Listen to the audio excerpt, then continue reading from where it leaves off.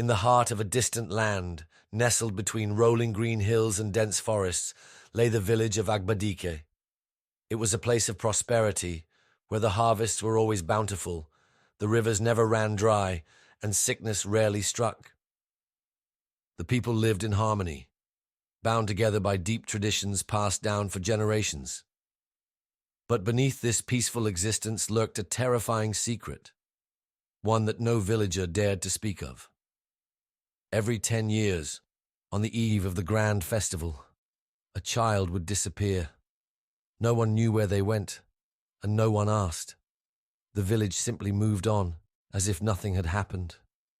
It was a mystery whispered about in hushed tones, a shadow that loomed over Agbadike, but one that no one dared to challenge.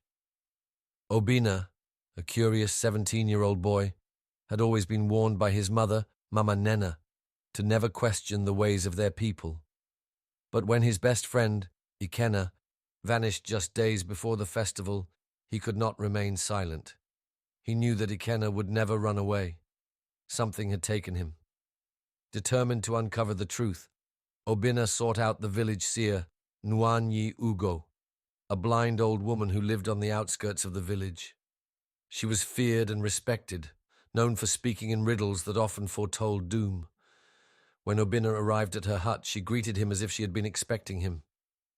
"The river does not ask why it flows," she said, her milky white eyes staring into nothingness.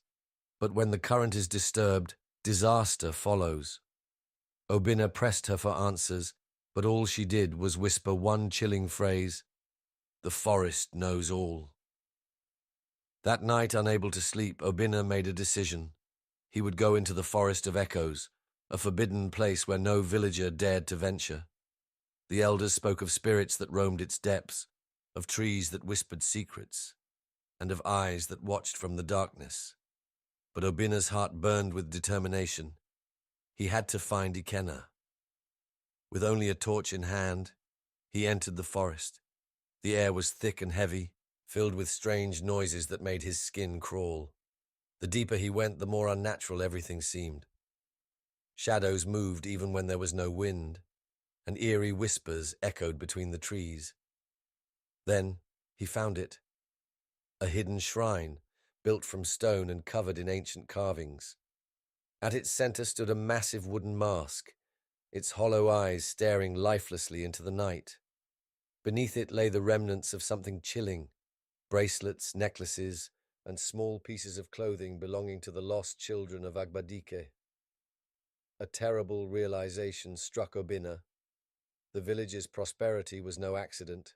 It was a sacrifice.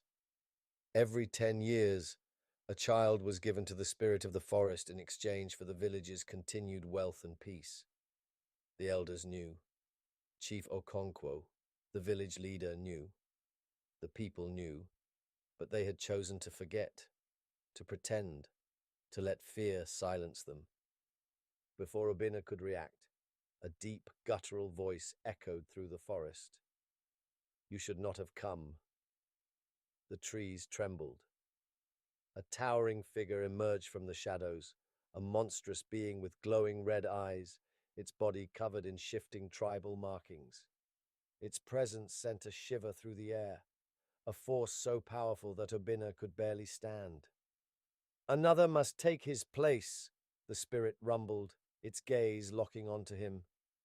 Obina realized with growing horror that if he did not escape, he would become the next sacrifice. Summoning every ounce of courage, he turned and ran. The forest seemed alive, the trees closing in, roots rising to trap him. The whispers grew louder, clawing at his mind. But he did not stop. He could not stop. Bursting out of the forest just as dawn broke, he collapsed at the feet of the villagers who had gathered for the festival. Gasping for breath, he pointed back at the dark woods, his voice hoarse but firm. "They took Ikenna. They took them all. The spirit, it's real." But instead of shock, the villagers looked away. Chief Okonkwo stepped forward, his face unreadable. "You have seen too much, Obina," he said calmly. "And now you must choose." Obina's blood ran cold. Would he stay silent like the others and live? Or would he fight against the darkness that had ruled Agbadika?